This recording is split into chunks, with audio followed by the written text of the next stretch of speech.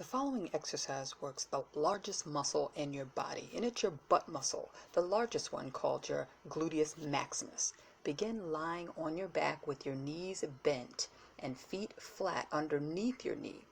Place your hands clasped together above your chest area. Raise your hips up off of the floor, trying to make a straight line from your hip to your shoulder, or lift up as high as you can. Raise one leg up, bending at the hip with your knee at about 90 degrees. Then lower the leg and body back to the floor and repeat raising the other leg on the other side.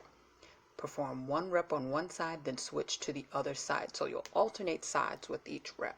To modify, place your hands palm down onto the ground and repeat the same exercise.